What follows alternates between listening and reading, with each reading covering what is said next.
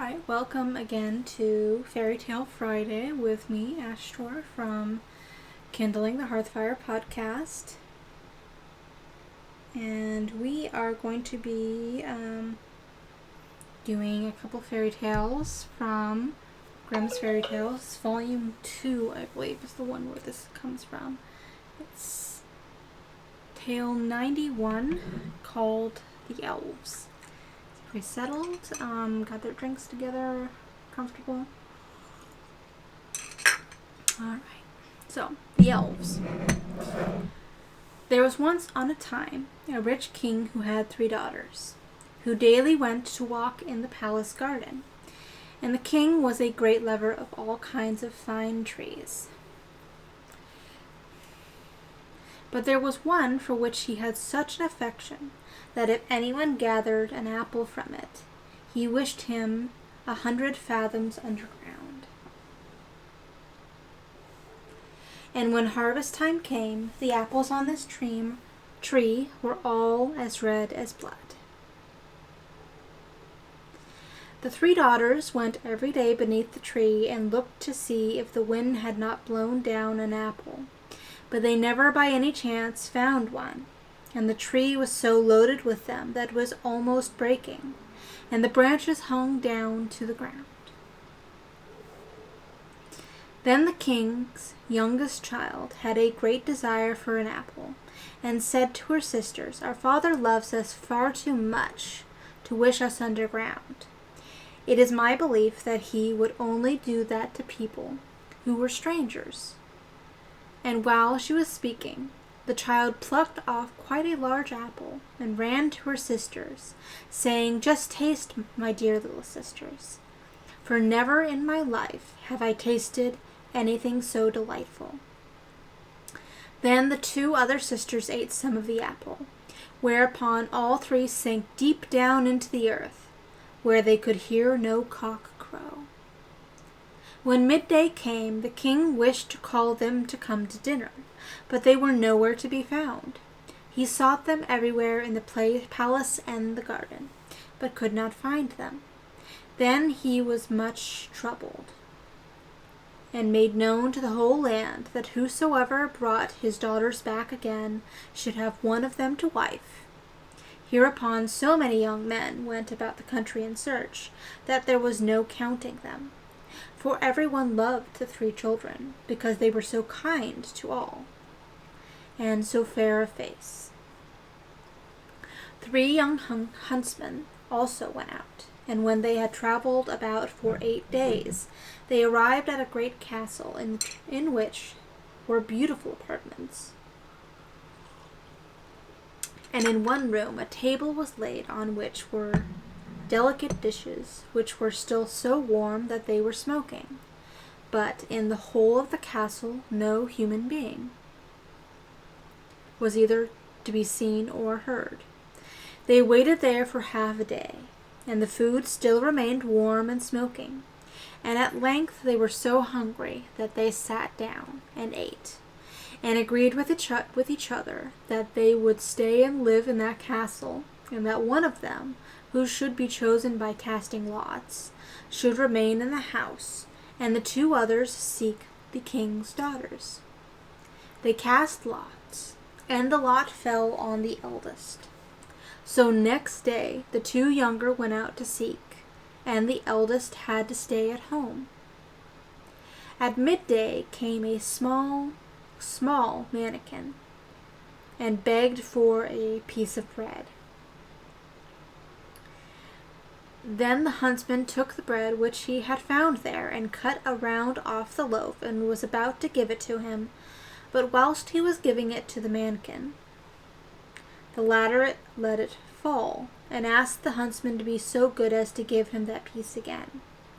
The huntsman was about to do so, and stooped, on which the mannikin took a stick, seized him by the hair, and gave him a good beating.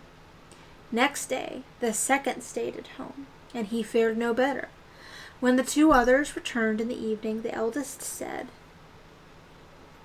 How have you gotten on?"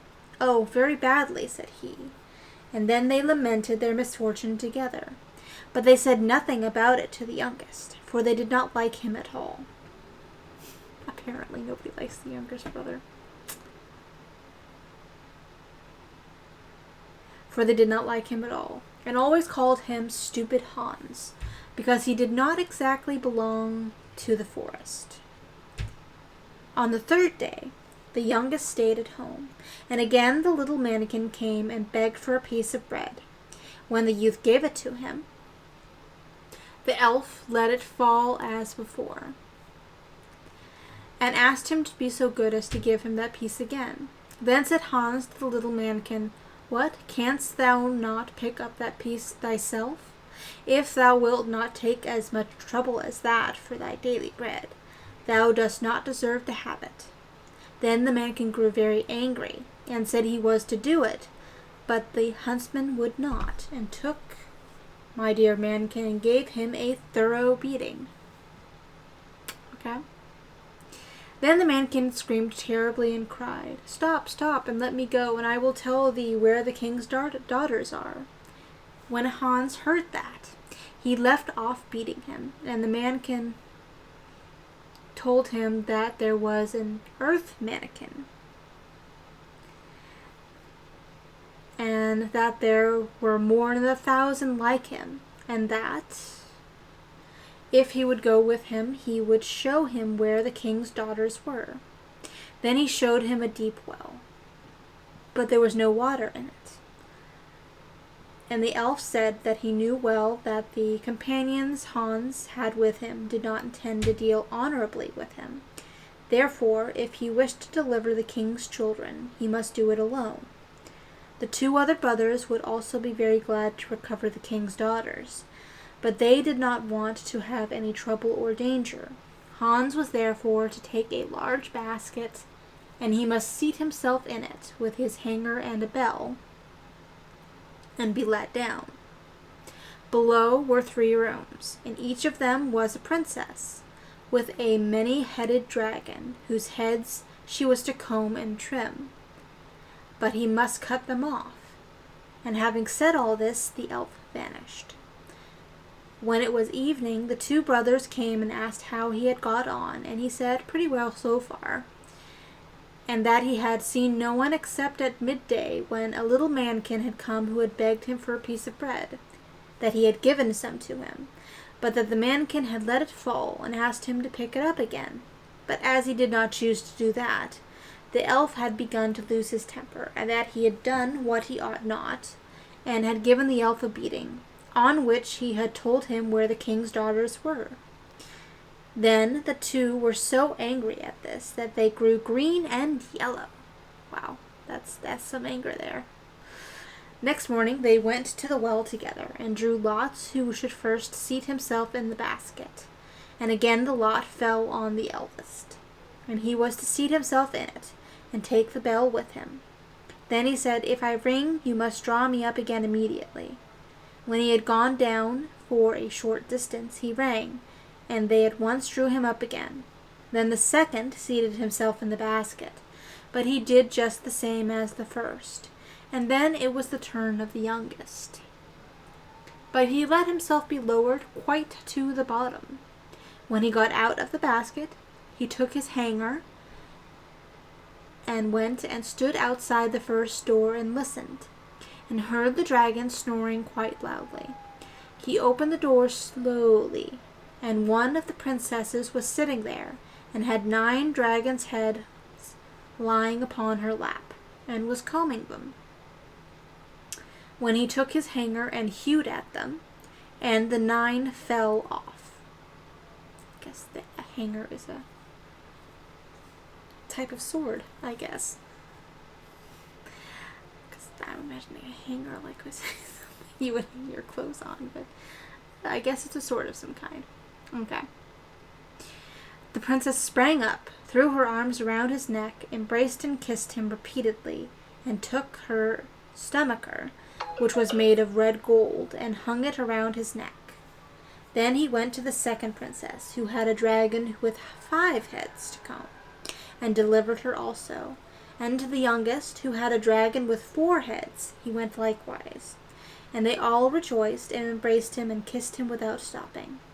Then he rang very loud, so that those above heard him, and he placed the princess one after the other in the basket. And he had them all drawn up. But when it came his turn, he remembered the words of the elf, who had told him that the comrades did not mean well by him. So he took a great stone, which was lying there, and placed it in the basket.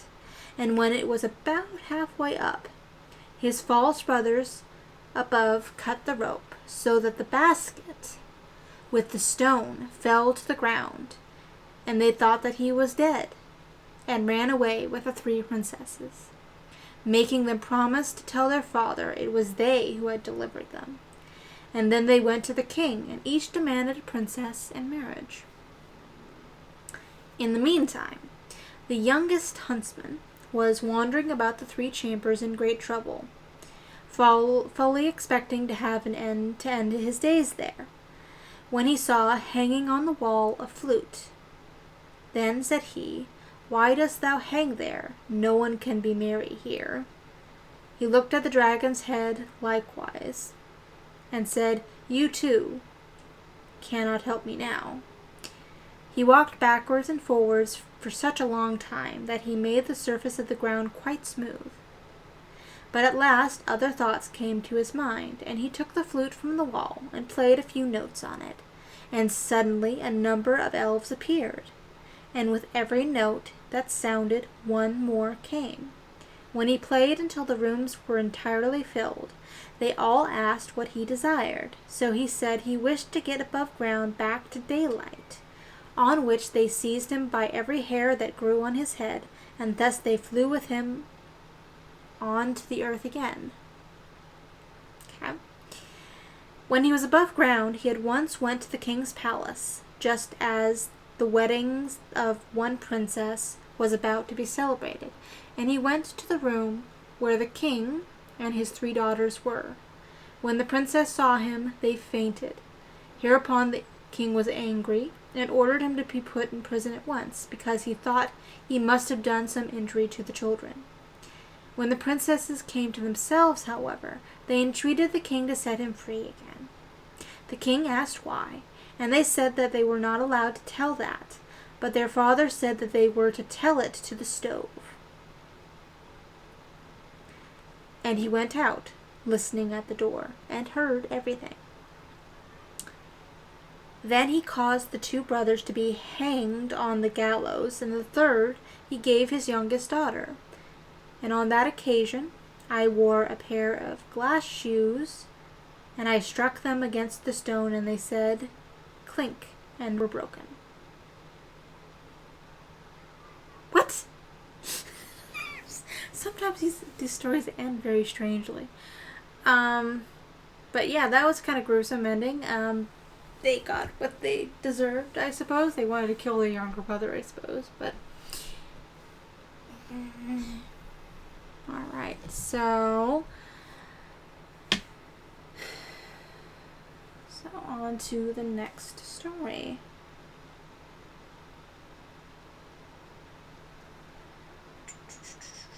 '92.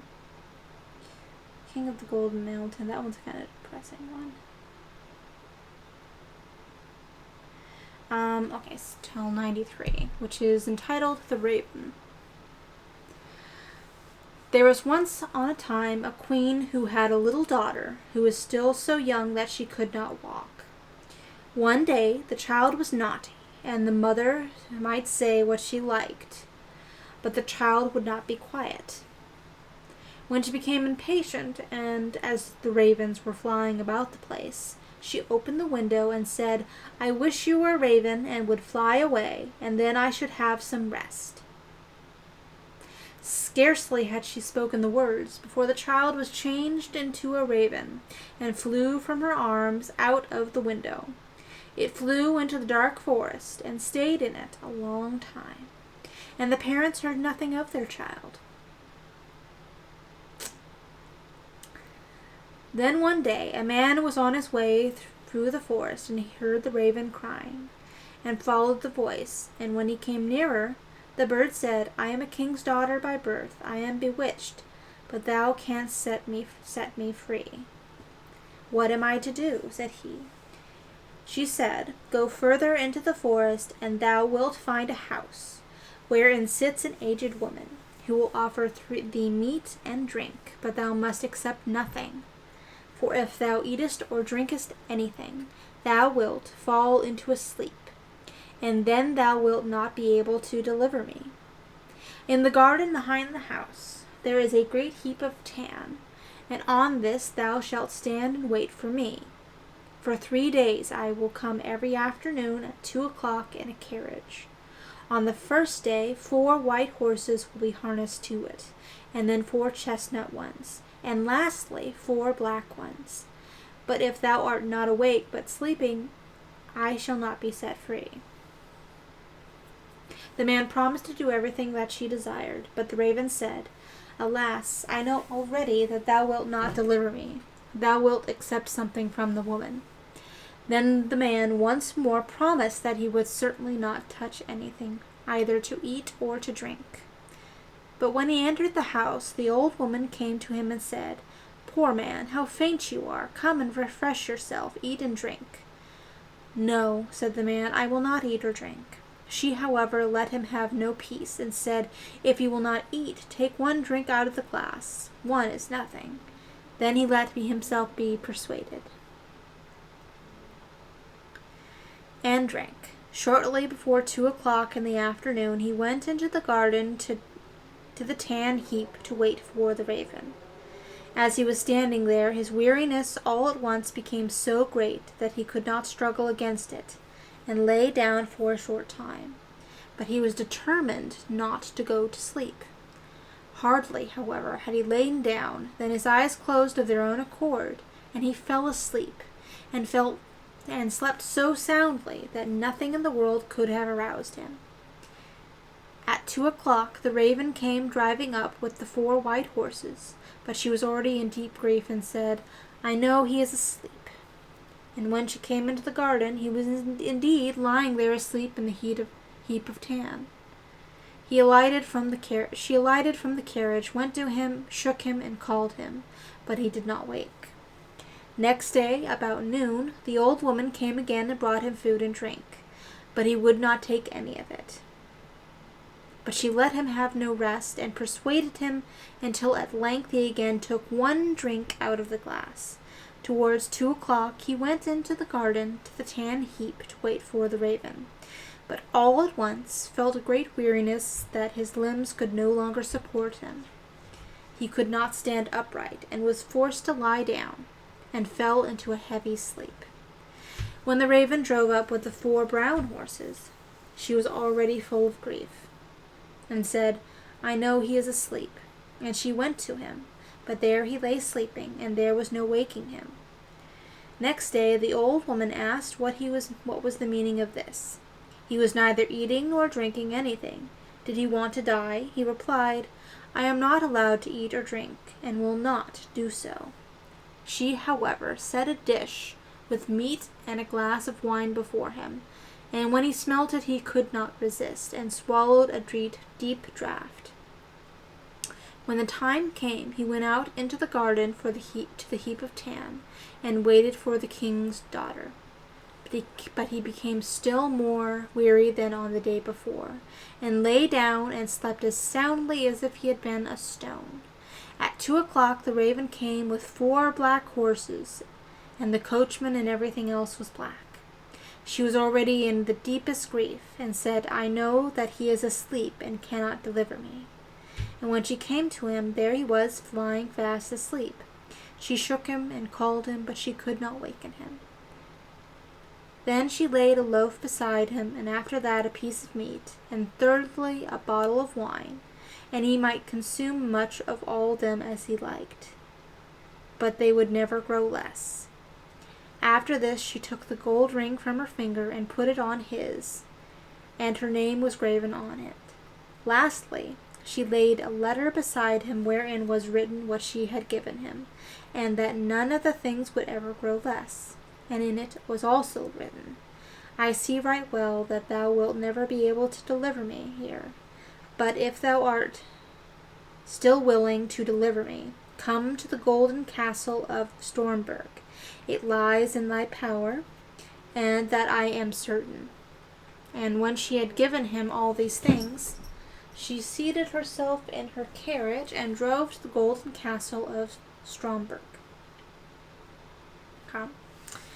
When the man awoke and saw that he had slept, he was sad at heart and said, "She is certainly driven by, and I have not set her free." And then he perceived to the things that were lying beside him, and read the letter wherein was written how everything had happened. So he arose and went away, intending to go to the golden castle of Stromberg, but he did not know where it was. After he had walked about the world for a long time, he entered into a dark forest, and walked for 14 days without stopping, and still could not find his way out. Then it was once more evening, and he was so tired that he lay down in a thicket and fell asleep. Next day he went onwards, and in the evening, as he was again about to lie down beneath some bushes, he heard such howling and a crying that he could not go to sleep. And when the time came when people light the candles, he saw one glimmering, and arose and went towards it. Then he came to a house which again seemed very small, for in front of it a great giant was standing. He thought to himself, "If I go in and the giant sees me, it will likely cost me my life." At length he ventured in and went in. When the giant saw him, he said, "It is well that thou comest, for it is long since I have eaten. I will at once eat thee for my supper." "I'd rather you would leave that alone," said the man. "I do not like to be eaten. But if thou'st any desire to eat, I have enough here to satisfy thee." "If that be true," said the giant, "thou mayest be easy. I was only going to devour thee because I had nothing else." Then they went and sat down to the table, and the man took out the bread, wine, and meat, which would never come to an end. "This pleases me," said the giant, and ate to his heart's content. Then the man said to him, "Canst thou tell me where the golden castle of Stromberg is?" The giant said, "I will look in my map. All the towns and villages and houses are to be found in it." He brought out the map, which he had in the room, and looked for the castle, but it was not to be found in it. "It's no matter," said he. "I have some still larger maps in my cupboard upstairs, and we will look in them." But there, too, it was in vain. The man now wanted to go onwards, but the giant begged him to wait a few days longer until his brother, who had gone out to bring some provisions, came home. When the brother came home, they inquired about the golden castle of Stromberg. He replied, "When I have eaten and have had enough, I will look in the map." Then he went with them up to his chamber, and they searched in his map, but could not find it. Then he brought out still older maps, and they never rested until they found the golden castle of Stromberg. But it was many thousand miles away. "How am I to get there?" asked the man. The giant said, "Which giant?" "I have 2 hours' time, during which I will carry you into the neighborhood. But after that I must be at home to suckle the child that we have." So the giant carried the man about 100 leagues from the castle, and said, "Thou canst very well walk the rest of the way alone." And he turned back, but the man went onwards day and night, until at length he came to the golden castle of Stromberg. It stood on a glass mountain, and the bewitched maiden drove in her carriage round the castle, and then went inside it. He rejoiced when he saw her, and wanted to climb up to her, but when he began to do so, he always slipped down the glass again.